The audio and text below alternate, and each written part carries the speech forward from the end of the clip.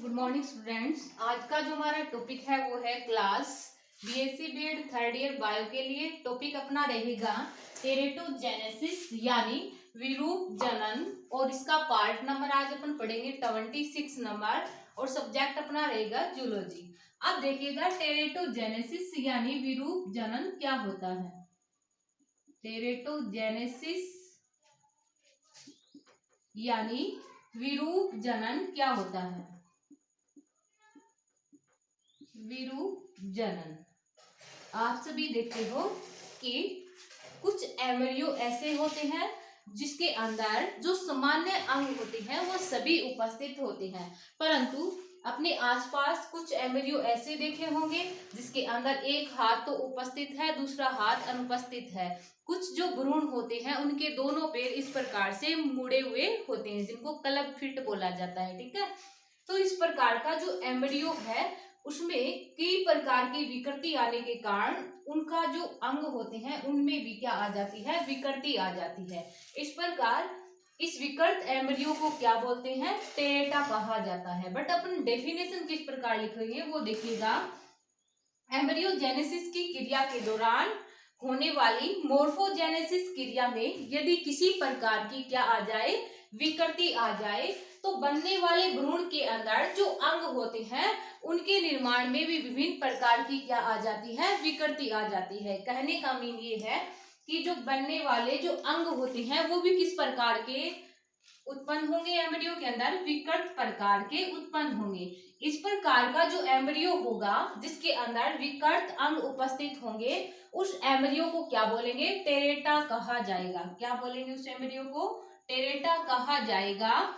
और इस संपूर्ण क्रिया को टेरेटोजेनेसिस यानी विरूप जनन कहा जाता है। ठीक है, अब देखिएगा विज्ञान की वह शाखा जिसके अंतर्गत इस टेरेटा का अध्ययन किया जाता है क्या कहलाती है, टेरेटोलॉजी कहलाती है। ठीक है, अब अपन को डेफिनेशन लिखनी है किसकी, टेरेटोजेनेसिस की। तो इसकी आप डेफिनेशन किस प्रकार लिखोगे वो देखिएगा। एम्ब्रियोजेनेसिस की क्रिया के दौरान, एम्ब्रियोजेनेसिस की क्रिया के दौरान, एम्ब्रियोजेनेसिस की क्रिया के दौरान, क्रिया के दौरान होने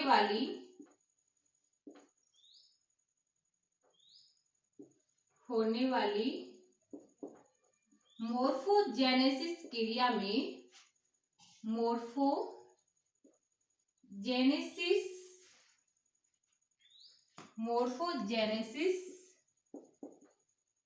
क्रिया में यदि किसी प्रकार की विकृति आ जाए, किसी प्रकार की विकृति आ जाए तो बनने वाले भ्रूण में,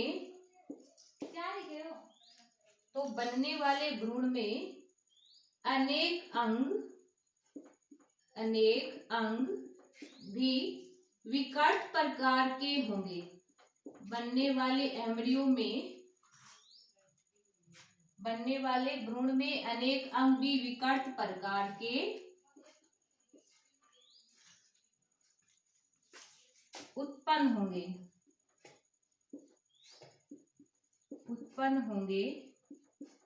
अतः इस प्रकार के भ्रूण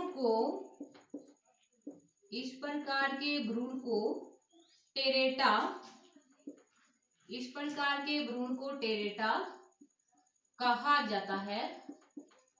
इस प्रकार के भ्रूण को क्या कहा जाता है, टेरेटा कहा जाता है। और इस संपूर्ण क्रिया को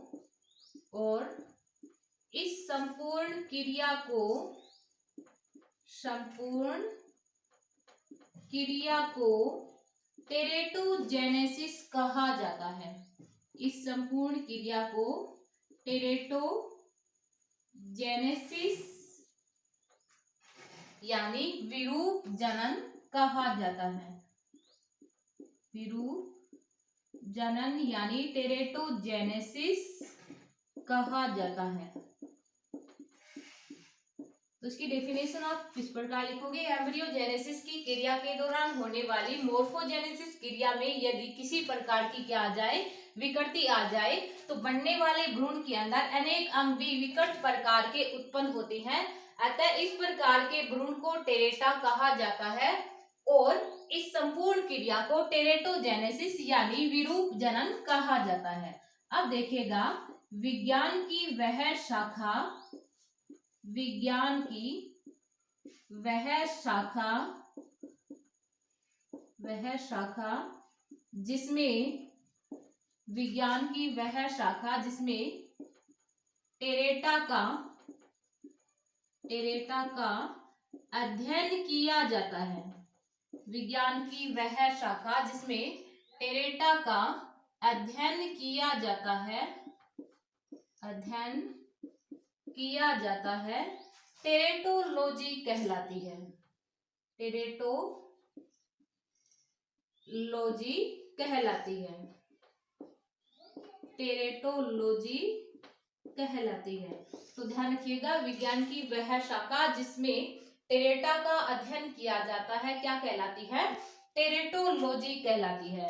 अब अपन बात करते हैं टाइप्स ऑफ टेरेटोजेनेसिस यानी विरूप जनन के प्रकारों की।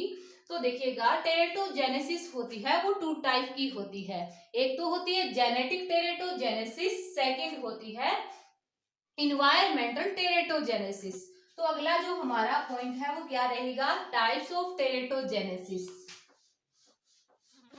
टाइप ऑफ टेरेटोजेनेसिस यानी विरूप जनन के प्रकार।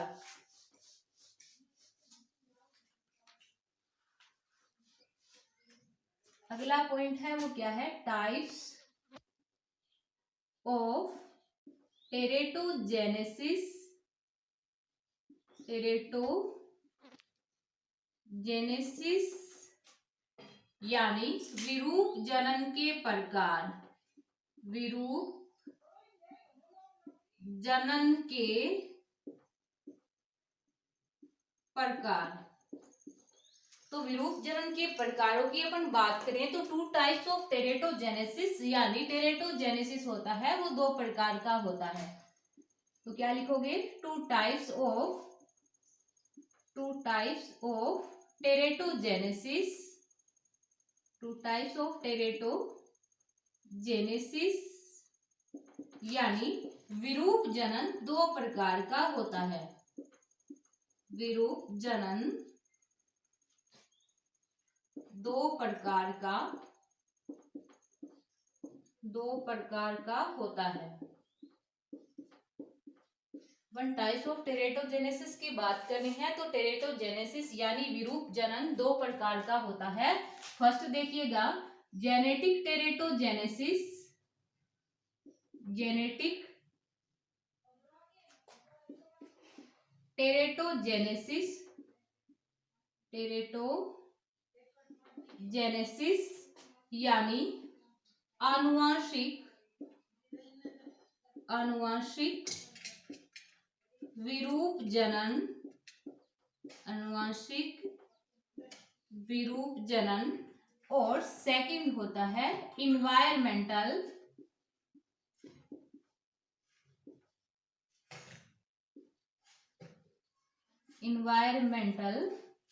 टेरेटोजेनेसिस, टेरेटोजेनेसिस यानी वातावरणीय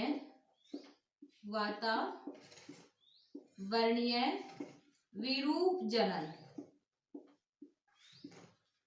तो टेरेटोजेनेसिस वो 2 टाइप्स का होता है। फर्स्ट क्या होता है, जेनेटिक टेरेटोजेनेसिस यानी आनुवांशिक विरूप जनन, और सेकंड क्या होता है, इन्वायरमेंटल टेरेटोजेनेसिस यानी वातावरणीय विरूप जनन। अब देखिएगा, जेनेटिक टेरेटोजेनेसिस होता है वो आगे चलकर फिर 2 टाइप का होता है, एनिमल टेरेटोजेनेसिस और ह्यूमन टेरेटोजेनेसिस। ठीक है, जेनेटिक टेरेटोजेनेसिस यानी आनुवांशिक विरूप जनन क्या होता है वो देखिएगा कि कुछ भ्रूण ऐसे होते हैं जिनमें जीनों के हेराफेरी के कारण यानी जीनों के आदान प्रदान या जीनों की हेराफेरी के कारण भी कई प्रकार के जो विरूप या विकृति जो अंगों के अंदर उत्पन्न होती है वो इस जीनों के कारण ही होती है।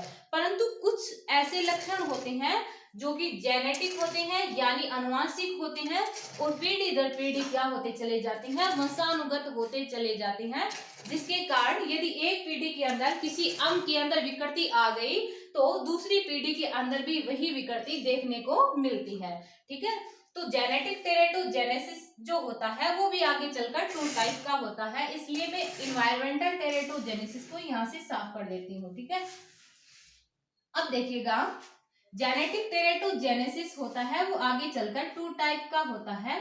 फर्स्ट देखिएगा ह्यूमन टेरेटोजेनेसिस, ह्यूमन टेरेटोजेनेसिस, ह्यूमन टेरेटोजेनेसिस यानी मानव विरूप जनन, मानव विरूप जनन।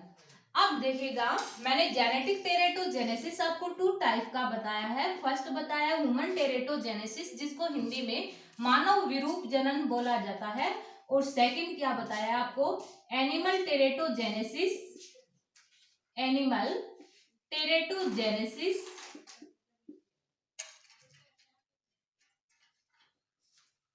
एनिमल टेरेटोजेनेसिस, टेरेटोजेनेसिस यानी जंतु विरूप जनन।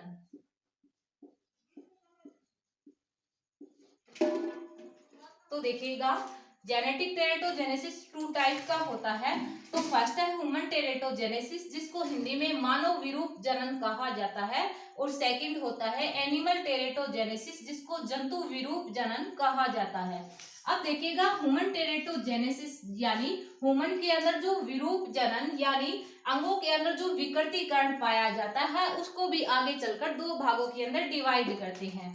कहने का मीन ये है कि ये ह्यूमन टेरेटोजेनेसिस जो होता है वो आगे चलकर 2 टाइप का होता है। फर्स्ट देखिएगा स्ट्रक्चरल,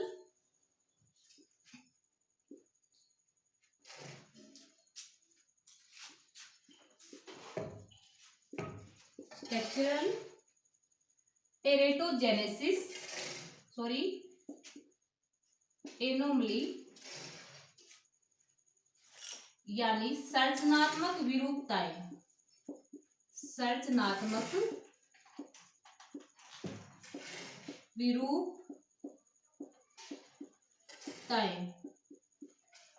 सेकंड है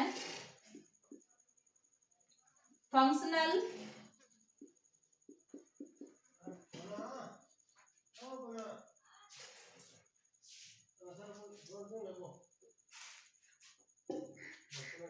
फंक्शनल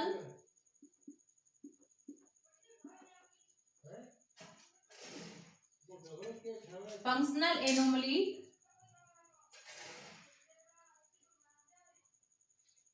फंक्शनल एनोमली क्या होती है वो देखिएगा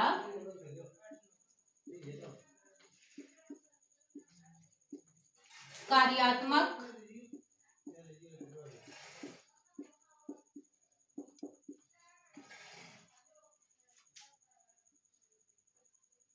कार्यात्मक विरूपताएं। ठीक है, कार्यात्मक विरूपताएं। तो मैंने जेनेटिक टेरेटोजेनेसिस आपको 2 टाइप की बताई थी, एनिमल टेरेटोजेनेसिस जंतु विरूप जनन। ठीक है, एनिमल टेरेटोजेनेसिस यानी जंतु विरूप जनन। अब देखिएगा ह्यूमन टेरेटोजेनेसिस 2 टाइप का है, स्ट्रक्चरल एनोमली जिसको संरचनात्मक विरूपताएं बोला जाता है, सेकंड है फंक्शनल एनोमली जिसको कार्यात्मक विरूपताएं बोला जाता है। अब देखिएगा, फर्स्ट अपन बात करते हैं स्ट्रक्चर एनोमली की। किसकी बात करते हैं? स्ट्रक्चर एनोमली की। तो मनुष्य के अंदर विभिन्न प्रकार की संरचनात्मक विरूपताएं पाई जाती है। क्या पाई जाती है? विभिन्न प्रकार की संरचनात्मक विरूपताएं पाई जाती है। फर्स्ट देखिएगा, कौन सी संरचनात्मक विरूपता होती है? मंगोलिज्म। मंगोलिज्म यानी जड़ वामनता। मंगोलिज्म यानी जड़ वामनता। अब देखिएगा, मंगोलिज्म यानी जड़ वामनता क्या होती है कि एम्ब्रियोनिक डेवलपमेंट के दौरान, ध्यान रखिएगा, एम्ब्रियोनिक डेवलपमेंट के दौरान जो भ्रूण का 21वां जोड़ी गुणसूत्र होता है, उस 21वें जोड़ी गुणसूत्र में पुनरावृत्ति हो जाती है। ध्यान रखिएगा, एम्ब्रियोनिक डेवलपमेंट यानी भ्रूणीय परिवर्तन के दौरान भ्रूण के 21वें जोड़ी गुणसूत्र के अंदर क्या हो जाती है? पुनरावृत्ति हो जाती है, जिसके कारण ऐसे एम्ब्रियो के अंदर गुणसूत्रों की संख्या 46 के स्थान पर क्या हो जाती है? 47 हो जाती है। गुणसूत्रों की संख्या 46 के स्थान पर क्या हो जाती है? 47 हो जाती है। इस प्रकार का जो एम्ब्रियो होता है वो मंद बुद्धि का होता है। क्या होता है? मंद बुद्धि वाला होता है।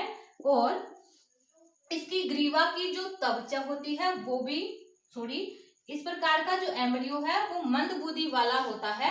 और इनकी आंखों की जो पलकें होती है वो मंगोली की भांति मुड़ी हुई रहती है। किसकी भांति? मंगोली की भांति मुड़ी हुई होती है। मंगोली की भांति मुड़ी हुई होती है। इस कारण इस डिजीज को मंगोलिज्म यानी जड़ वामनता कहा जाता है। ध्यान रखिएगा, होता किसकी वजह से है? 21वें जोड़ी गुणसूत्र की पुनरावृत्ति के कारण।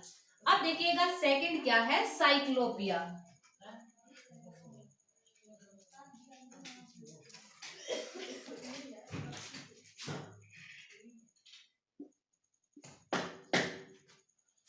अब देखिएगा, सेकंड क्या होता है? साइक्लोपिया।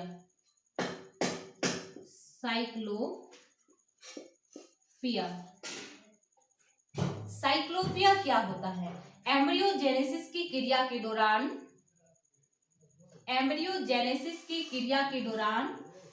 जब ऑर्गेनोजेनेसिस की क्रिया होती है, एम्ब्रियोजेनेसिस की क्रिया के दौरान जब ऑर्गेनोजेनेसिस की क्रिया होती है यानी अंगों का निर्माण होता है, उस दौरान विभिन्न ऑर्गन जो होते हैं वो एक विशिष्ट क्षेत्र में बनते हैं। विशिष्ट जो विभिन्न अंग होते हैं वो विशिष्ट क्षेत्र में बनते हैं, लेकिन लाइसोसोम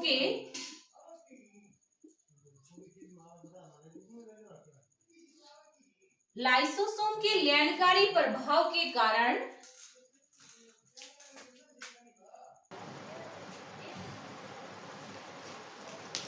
तो ये जो विशिष्ट क्षेत्र में जो अंग बनते हैं, ये लाइसोसोम के लयनकारी प्रभाव के कारण क्या हो जाते हैं? एक दूसरे से अलग हो जाते हैं। बट यदि ये लाइसोसोम के लयनकारी प्रभाव के कारण यदि ये अंग एक दूसरे से पृथक नहीं हो पाते, तो बनने वाले एम्ब्रियो के अंदर जो विभिन्न अंग होते हैं उसके अंदर क्या आ जाती है? विकृति आ जाती है, यानी जो अंग होते हैं वो जुड़े हुए पाए जाते हैं, यानी जुड़े हुए उत्पन्न होते हैं। फॉर एग्जाम्पल, कुछ बच्चों के अंदर आपने देखा है कि दोनों आंखें होती हैं वो जुड़ी हुई होती है। तो फिर से रिपीट कर देते हैं, साइक्लोपिया क्या होता है कि जब एम्ब्रियोजेनेसिस की क्रिया के दौरान जब ऑर्गेनोजेनेसिस की क्रिया होती है तो जो विभिन्न अंग होते हैं वो विशिष्ट क्षेत्र में बनते हैं। विभिन्न अंग कहाँ बनते हैं? विशिष्ट क्षेत्र में बनते हैं। ठीक है, विभिन्न अंग कहाँ बनते हैं? विशिष्ट क्षेत्र में बनते हैं। लेकिन लाइसोसोम के लयनकारी प्रभाव के कारण, किसके? लाइसोसोम के लयनकारी प्रभाव के कारण लाइसोसोम के लयनकारी प्रभाव के कारण ये जो अंग होते हैं वो एक दूसरे से क्या हो जाते हैं, अलग हो जाते हैं। यानी जो अंग एक स्थान पर बने थे वो एक दूसरे से लाइसोसोम के लयनकारी प्रभाव के कारण क्या हो जाते हैं, अलग हो जाते हैं। ठीक है, अब देखिएगा यदि ये जो अंग होते हैं वो लाइसोसोम के लयनकारी प्रभाव के कारण, लाइसोसोम के लयनकारी प्रभाव के कारण यदि ये अंग एक दूसरे से सेपरेट यानी पृथक नहीं होते तो क्या होता है कि जो बनने वाला एम्ब्रियो है उसके अंदर विभिन्न अंग होते हैं वो जुड़े हुए उत्पन्न होते हैं।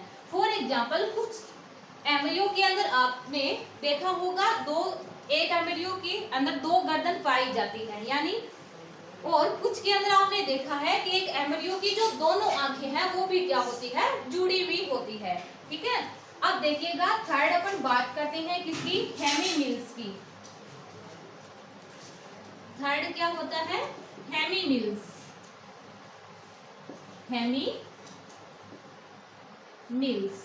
हेमीमिल्स क्या होता है वो देखिएगा कि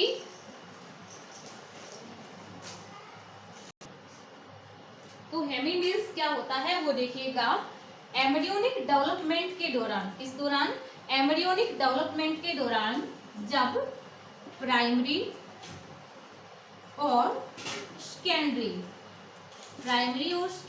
रूडिमेंट्स का क्या होता है, निर्माण होता है। रूडिमेंट्स का क्या होता है, निर्माण होता है। यानी एम्ब्रियोनिक डेवलपमेंट के दौरान जब प्राइमरी और सेकेंडरी रूडिमेंट्स का निर्माण नहीं हो पाता, पहले मैंने निर्माण होता है ऐसे बोल दिया था, इसलिए अब देखिएगा हेमीमिल्स के अंदर अपन को पढ़ना क्या है। एम्ब्रियोनिक डेवलपमेंट यानी भ्रूणीय परिवर्तन के दौरान जब प्राइमरी और सेकेंडरी रूडिमेंट्स का निर्माण नहीं हो पाता तो बनने वाला जो एम्ब्रियो है उसके अंदर भी विभिन्न ऑर्गन्स यानी विभिन्न अंगों का भी क्या नहीं हो पाता, निर्माण नहीं हो पाता। विभिन्न अंगों का क्या नहीं हो पाता, निर्माण नहीं हो पाता। इस प्रकार यदि इस प्राइमरी और उन अंगों का निर्माण नहीं हो पाता जिसका निर्माण इस प्राइमरी और सेकेंडरी रूडिमेंट से होना था। यदि बाय द वे इस एम्ब्रियो के अंदर इनसे प्राइमरी और सेकेंडरी रूडिमेंट से रिलेटेड अंग बनने भी प्रारंभ हो जाते हैं तो वो क्या होते हैं, इनकम्प्लीट ही बनते हैं। क्या बनते हैं, इनकम्प्लीट ही बनते हैं, यानी संपूर्ण रूप से उन अंगों का निर्माण नहीं होता। जैसे फॉर एग्जाम्पल एक व्यक्ति के अंदर एक हाथ होता है वो कंप्लीट होता है, दूसरा हाथ होता है वो इनकम्प्लीट होता है। ठीक है, आपने देखा होगा कुछ व्यक्ति आपको ऐसे मिले होंगे जिसके या ऐसा भ्रूण जन्मा होगा जिसके अंदर एक पैर तो उपस्थित था, दूसरा पैर क्या था, अनुपस्थित था। ऐसा जो भ्रूण होता है वो एमिल्स कहलाता है। क्या कहलाता है, ऐसा भ्रूण एमिल्स कहलाता है। तो देखिएगा स्ट्रक्चरल एनोमली यानी संरचनात्मक विरूपताएं की अपन बात कर रहे थे। तो संरचनात्मक विरूपता अपन ने 3 टाइप की पढ़ ली है। मंगोलिज्म फर्स्ट थी, सेकंड थी साइक्लोपिया और थर्ड थी हेमीमिल्स। अब देखिएगा अगला क्या होता है, जाइंटिज्म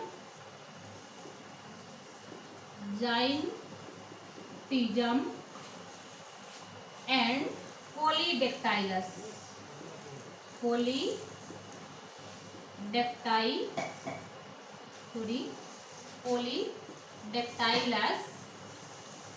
अब देखिएगा जाइंटिज्म एंड पॉलीडेक्टाइलस क्या होता है तो एक स्ट्रक्चरल एनोमली यानी संरचनात्मक विरूपता। तो जाइंटिज्म एंड पॉलीडेक्टाइलस क्या होता है कि एम्ब्रियोनिक डेवलपमेंट के दौरान यदि जीन की हेराफेरी हो जाए, एम्ब्रियोनिक डेवलपमेंट के दौरान जीन की यदि हेराफेरी हो जाए तो बनने वाला जो एम्ब्रियो है, या फिर ये बोल सकती हूँ कि एम्ब्रियोनिक डेवलपमेंट के दौरान जब जीन्स की हेराफेरी के कारण अनेक आनुवांशिक विकृतियां उत्पन्न हो जाए तो जो बनने वाला एम्ब्रियो है उसके अंदर भी अनेक प्रकार की क्या आ जाती है, विकृतियां आ जाती है। फॉर एग्जाम्पल, कुछ एग्जाम्पलों के अंदर देखा होगा कि एक एम्ब्रियो होता है वो सामान्य से क्या होता है, अधिक लंबा होता है। इस प्रकार इस एम्ब्रियो का सामान्य से अधिक लंबा होना ही क्या कहलाता है, जाइंटिज्म कहलाता है। कुछ एग्जाम्पल्स के अंदर आपने देखा होगा कि कुछ मनुष्य के अंदर जो हाथ होते हैं उन हाथों के अंदर 5 अंगुलियों के स्थान पर क्या पाई जाती है, 6 अंगुलियां पाई जाती है। हैंड्स के अंदर क्या पाई जाती है, 5 अंगुलियों के स्थान पर 6 अंगुलियां पाई जाती है। 5 अंगुलियों के स्थान पर क्या पाई जाती है, 6 अंगुलियां पाई जाती है। और कुछ मनुष्य के पैरों के अंदर भी 5 अंगुलियों के स्थान पर क्या पाई जाती है, 6 अंगुलियां पाई जाती है। क्या पाई जाती है, 5 अंगुलियों के स्थान पर 6 अंगुलियां पाई जाती है। इस प्रकार मनुष्य के हाथ या पैर के अंदर 5 अंगुलियों के स्थान पर 6 अंगुलियों का पाया जाना ही क्या कहलाता है, पॉलीडेक्टाइलस कहलाता है। इस प्रकार हमारी जो स्ट्रक्चरल एनोमली थी उसके 4 टाइप कंप्लीट हो चुके हैं। फर्स्ट मंगोलिज्म था, सेकंड साइक्लोपिया था, थर्ड हेमीमिल्स था और फोर्थ जाइंटिज्म एंड पॉलीडेक्टाइलस। ठीक है, आज के लिए बस इतना ही। आगे मिलते हैं नेक्स्ट क्लास के अंदर।